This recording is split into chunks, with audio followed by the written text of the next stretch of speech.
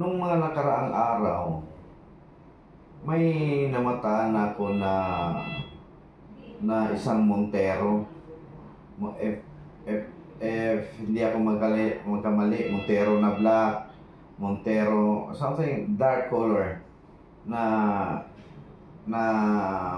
umaaligid-aligid kung saan ako.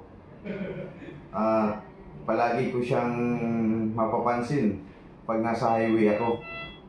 Pero hindi ako kampante ako kasi wala naman akong ginawa.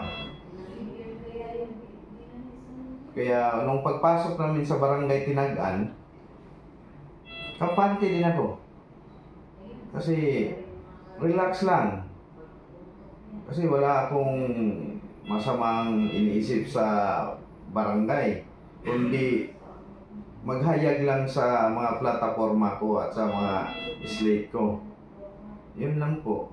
Nung time, sir, na binaril po kayo, ano yung naramdaman niyo po nung mga time na yun? Ano yung naisip niyo po? Nung narinig ko ang putok, sniper na to. Ang nasa isip ko, sniper na ang tumira. At na-feel ko na may tama ko. Pagputok, umano talaga ako. Tumayo agad ako. Hinanap ko ang aking kapatid, si Vice Mayor. Kasi magkalapit kami. Hinanap ko talaga siya. Nung nakita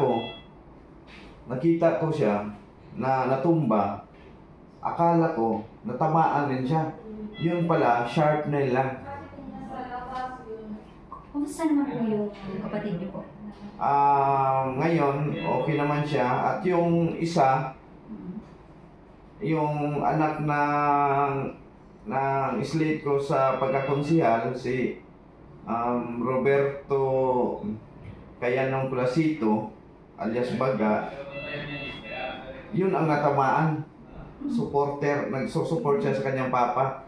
Sa katabi lang niya, sir? Hindi, doon sa likod ko. Saan mo tinamaan yung bata? Sa braso.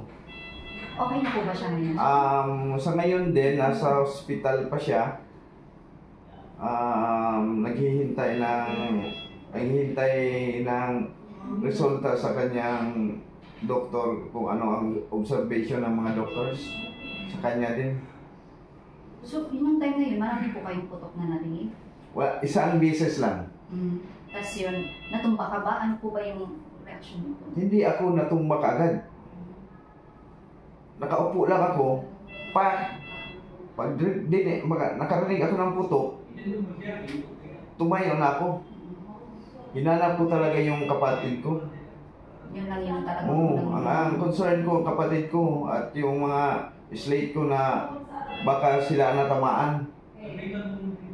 So, pag ano ko dito sa may dibdib ko, basa na.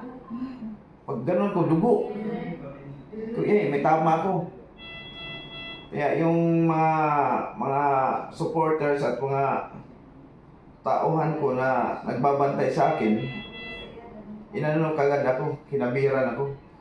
At yung slate ko, yung si Andy Tudjo at si Kevin Batistis, talagang hinakap ako, kinubiran ako.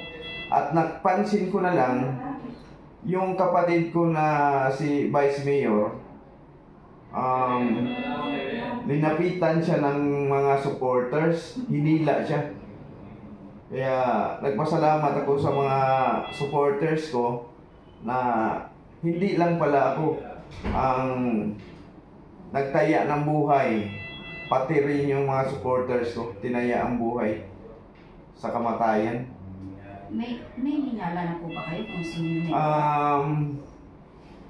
Meron na, kasi nahuli naman ang mga gunmen. So, nahuli na. Ngayon, nasa custody ng pulisya. Saka ko na lang sabihin kung sino sila. Kasi ayaw kong pangunahan ang mga rumisponde na mga pulis. Ayaw kong pangunahan ang investigasyon nila. Kasi may malaking involvement na isang politiko.